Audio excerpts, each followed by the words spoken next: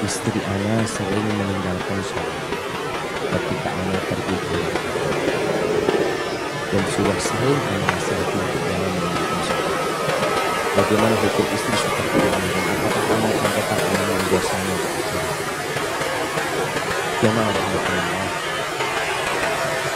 ini terjadi karena suami salah pilih istri.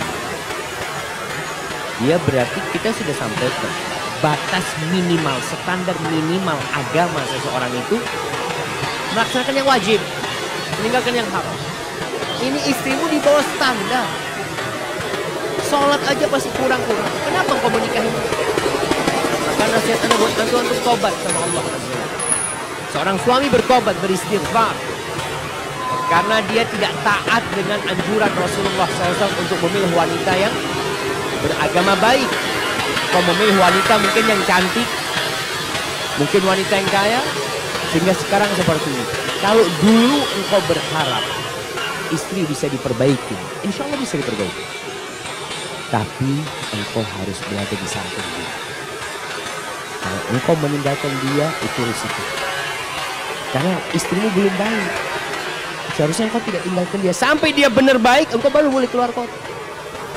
Maka nasihat ana, kalau antum tidak bisa berada satu rumah sama dia karena antum kerja merantau keluar kota, lebih baik antum pisah sama dia. Kalau dia memang tidak baik, tidak sopan. Atau antum carikan lingkungan yang baik buat dia, yang mendukung dia. Terus terang jamaah, kadang-kala ada wanita-wanita yang memang lingkungan keluarganya itu meremehkan sholat. Sehingga ketika dia tinggal sama orang tuanya, nggak sholat. Maka antum harus jaga. Kenapa disyariatkan itu? Untuk mendapatkan pahala.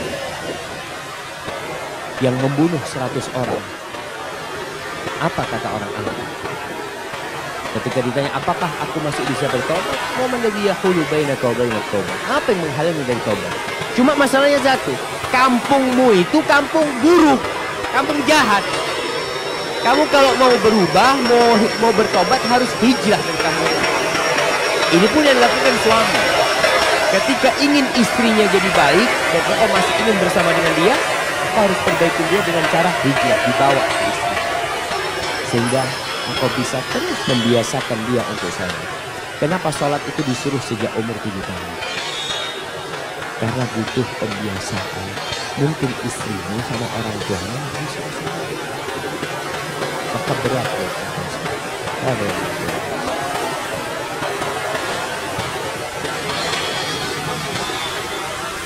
Ustaz, saya sering sekali ingin melayani suami saya. Masak keinginan suami, romantis, dan lain-lain. Tapi saya masih tinggal bersama mertua, jadi sering merasa tidak enak. Dan saya jadi sering di dalam kamar saat ada suami. Apa tidak apa? Jamaah buat para lelaki, Allah itu mengatakan askinuhunna min haitsu sakantum min wujdikum wa la tudarruhun. Kata Allah, tempatkan istri-istri kalian di tempat yang sesuai dengan kemampuan kalian, dengan keluasan kalian. Jangan membahayakan mereka. Jadi kalau istri kumpul sama mertua, kalau memang bisa sepemahaman mereka, insya Allah akan benar. Tapi kalau tidak, suami harus hak istri tidak berumah satu rumah sama seperti itu. Tapi kalau alhamdulillah mungkin memang harus merawat orang tua, merawat mertua, istri sadar. Dulu jamaah, dan masih sekarang masih ada. Dulu itu rumah itu berdekatan, rumahnya menantu, mertua, ya itu biasanya berdekatan di kampung, tapi tidak satu rumah. Dan rumahnya dulu nggak bisa besar. Maka kalau bisa punya rumah berdekatan dengan mertua. Paling tidak dapurnya sendiri, ada ruang tamu sendiri, sehingga untuk kebebasan tidak jauh dari orang. Kalau nggak harus beli rumah yang ngontrak. Tapi kalau seperti yang tadi sebutkan tadi, alhamdulillah di rumah itu nggak ada masalah, cuma sering di kamar, nggak ada masalah kan. Apalagi kalau satu rumah masih ada itu tidak bahaya. Rasulullah Shallallahu Alaihi Wasallam mengatakan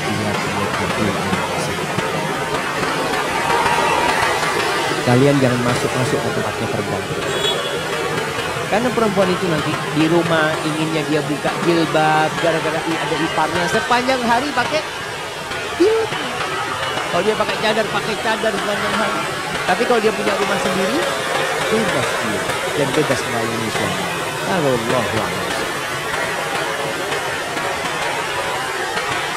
Saya sudah berumah tangga belasan tahun. Sampai saat ini belum diberi keturunan. Apakah lebih utama menikah lagi untuk mencari keturunan atau bersabar?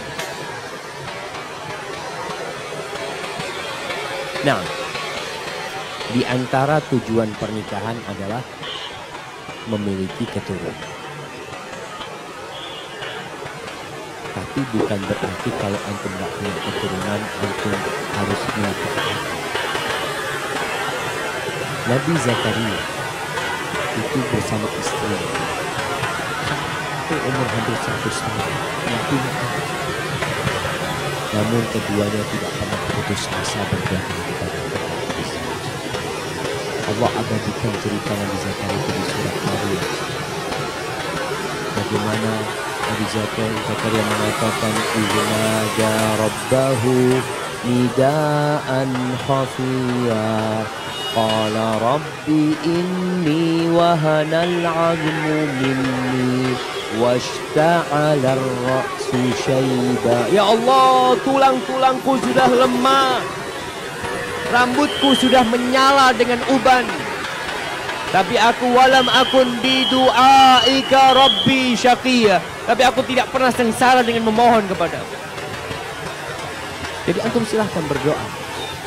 Tapi kalau antum mau menikah lagi, nggak apa-apa, silahkan. Tapi dengan syarat antum bisa berlaku hati. Istri-istri Nabi itu hampir semuanya nggak punya anak.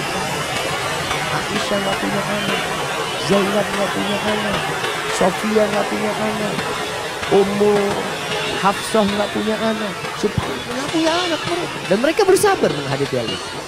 Artinya Aisyah radhiyallahu taala anha sampai mati nggak punya anak. Itu ujian buat kita. Tapi buat seorang suami, kalau dia mau nikah, diperbolehkan dengan catatan mampu beribadah. Tapi kalau dia merasa kayaknya nggak bisa, kenapa? Soalnya kalau tinggal di rumah istri, gimana mau kawin lagi? Rumah nggak punya, istri yang ngasih makan. Ini kadang-kala ada suami-suami nggak tahu diri. Nah, nikah lagi pakai duitnya istri. Nah, nggak boleh. Kalau antum tidak mampu memberikan nafkah, malah istri yang ngasih nafkah sama antum nggak boleh. Alhamdulillah.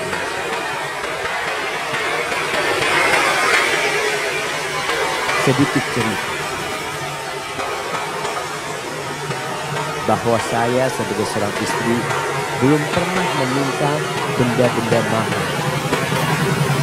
Saya cuma minta satu saja yang sampai sekarang saya jarang dapat dari suami, yaitu perlakuan.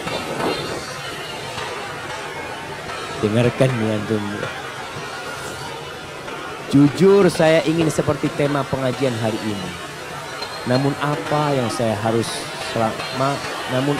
saya harus selamanya begini? Dia lebih sering memandang HP daripada saya.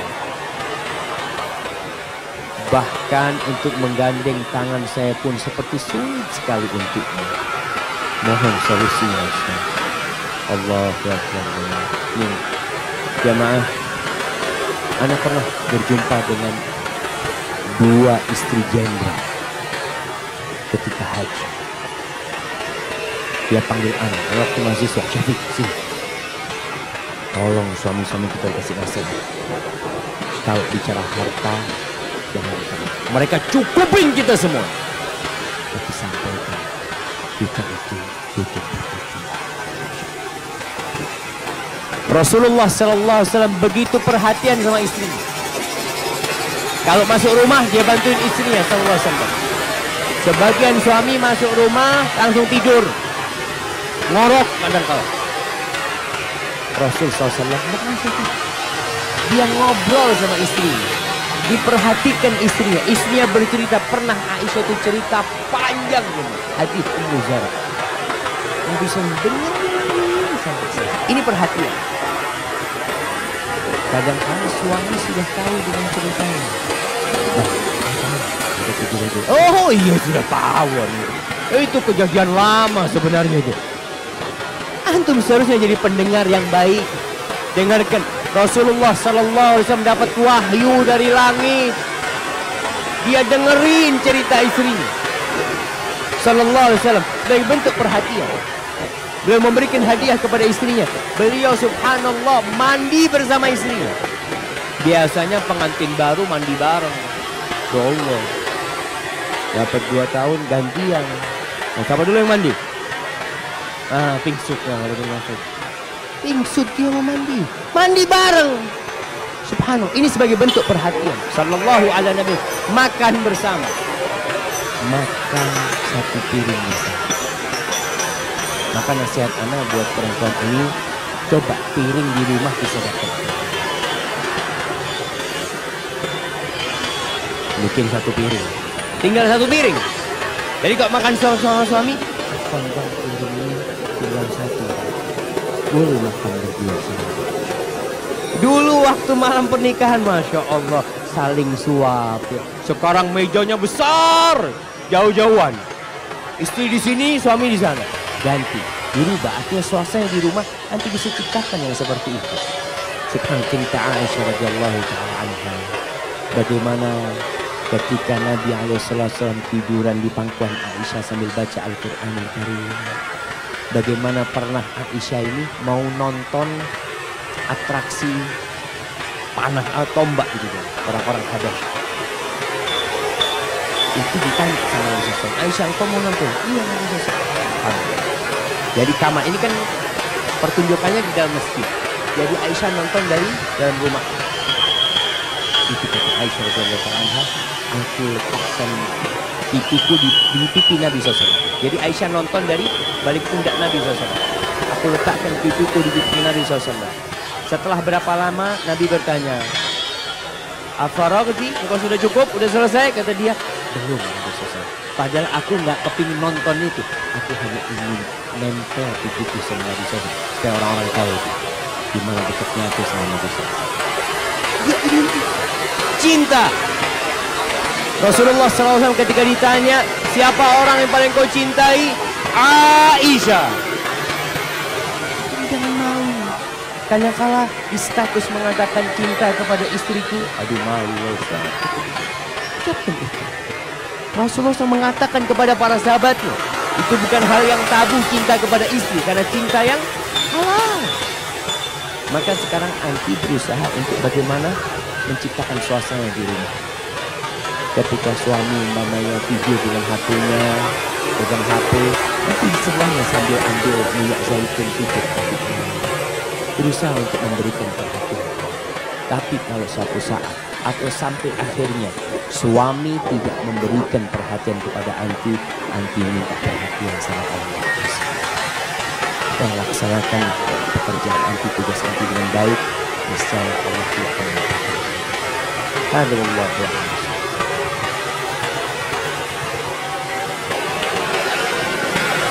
Saya menikah, tapi tanpa restu dari ayah mertua. Cuma tetap dinikahkan beliau. Setelah akad, beliau menyebut nikah kami tidak sah bahkan. Saya pernah dengar ceramah di YouTube ada salah satu ustaz yang mengatakan menikah tanpa restu mertua ayah, wanita nikahnya batal. Karena mertua jadi wali karena terpaksa, bukan dari hati. Bicara terpaksa itu memang bisa membatalkan apa yang dia ucap. Seperti seorang suami, ada perampok datang ke rumahnya, pegang tembak ke kepalanya, mengatakan ceraikan istrimu. Lalu sang suami mengatakan, aku ceraikan istriku. Gak jatuh. Perampok pegang anu, nikahkan aku dengan putrimu. Ini namanya terpaksa. Tapi mertua yang maksa siapa? Ketika menikahkan. Artinya terpaksa itu tidak punya pilihan. Tapi kalau dia menikahkan, nggak ada terpaksa. Siapa yang mengancam dia? Artinya kalau dia tidak menikahkan, dia akan dibunuh umpamanya. Ketika itu betul yang dikatakan tidak sah. Maka sampai batas apa terpaksa yang disebut oleh ayahnya? Kalau terpaksa karena nggak enak sama istrinya atau nggak enak sama temennya, bukan terpaksa. Itu hanya malu aja. Allahu a'lam. Jadi ada terpaksa yang memang akad itu tidak sah, betul. Tapi terpaksa seperti apa? Antum perlu tanya lagi sama mertua. Atau datang kepada hakim, datang kepada KUA, sampaikan. Mertua Anda menyampaikan ini. Urusannya ini harus didudukkan. Siapa yang bisa mendudukkan? Yang mengeluarkan buku nikah. Karena buku nikah sudah keluar, tapi katanya ayah nggak sah. Ini kan bertentangan dengan buku nikah yang sudah dikeluarkan oleh KUA. Maka antum sampaikan kepada pejabat KUA, petugas KUA bahwa mertua anak merasa tanda tangan dia itu tanda terpaksa, dia menikah yang terpaksa, dia beranggapan ini nggak sah. Biar KUA yang memanggil dan menyelesaikan. Kada wallahu. Afwan Ustaz, ana mau tanya. Ana sangat sayang dengan suami. Takut cinta terbagi dua. Jangan terbagi dua, bagi empat. Mungkin kalau bagi dua susah. Ya? Apakah nanti anak akan berkumpul dengan suami di surga kelak? Dan apakah istri pertama suami yang sudah meninggal juga ikut berkumpul dengan suami anak? Mohon dijawab Ustaz. Allahu Akbar. Dia mau sendirian aja suaminya di surga. Ini jamaah ada istri-istri yang egois. Kemudian nggak tahu diri. Nanti di surga orang yang mati syahid akan dinikahkan dengan 72 bidadari. Orang yang paling rendah derajatnya akan dapat 2 bidadari. Semua dikasih sama Allah SWT yang masuk surga. Ibnu Katsir dalam kitab tafsirnya ketika menceritakan tentang firman Allah, walakin fiha ma tad'un. Jadi kalian semua apa yang kalian inginkan, kalian akan dapat di sana. Itu sampai diceritakan penghuni surga itu lagi duduk-duduk ngobrol, datang awan. Awan itu datang mengatakan kepada mereka yang duduk, "Mada tuhibbuna an numtirakum?" Kalian minta hujan apa? Minta hujan apa? Kalau di sini hujannya hujan air. Minta hujan apa? Mereka minta hujan macam-macam lah dia minta. Lalu sampai mengatakan amtirina kawa. Kita minta hujan bidadari. Dikasih hujan bidadari ya Allah. Maka buat wanita, buat para istri, cemburunya wanita itu terkadang bercampur dengan iri dan dengki. Bukan cemburu. Cemburunya seorang lelaki biasanya karena kehormatan. Suami cemburu melihat istrinya ngobrol sama laki-laki. Bahkan seorang lelaki cemburu ketika melihat ibunya ngobrol sama orang laki. Melihat adik perempuannya, bukan istrinya, adik perempuannya. Dia lihat pakai baju yang kurang tertutup, dia cemburu. Dia panggil adiknya. Itu kecemburuan yang diridhai Allah Subhanahu wa Ta'ala. Tapi kalau cemburu yang akhirnya mengantarkan kepada kebencian, nanti akan bersama istri, bersama dengan suami. Dan kesenangan wanita, kemarin kita bahas, kesenangan wanita itu bukan hanya dengan laki-laki. Wanita itu lebih senang kumpul sama sahib-sahibnya, lebih senang dengan perhiasan-perhiasannya. Bahkan sebagian wanita itu kepingin kabur dari suaminya karena dikerjain terus sama suaminya. Dia bagaimana berusaha untuk merasa capek, lelah supaya tidak digauli sama suaminya. Karena itu wanita seperti itu. Makanya Allah tidak jadikan buat wanita punya suami 3. Karena wanita tidak menginginkan itu tidak termasuk syahadat. Allah berikan. Jadi anti kalau masuk surga akan berkumpul dengan suami anti. Istri pertamanya akan berkumpul dengan suami anti dia. Dan jangan berpikir ada kecemburuan di sana. Tidak ada. Ketika orang masuk surga, apa kata Allah? Wa naza'na ma fi sudurihim min ghillin ikhwanan ala sururin mutaqabilin. Kami cabut kata Allah dari hati mereka perasaan iri dengki. Jadi nggak ada antum melihat oh fulan lebih kaya dari anak, fulan lebih bagus, lebih tinggi derajatnya, nggak ada. Semua merasa dia orang yang paling berbahagia. Ada wallahu a'lam.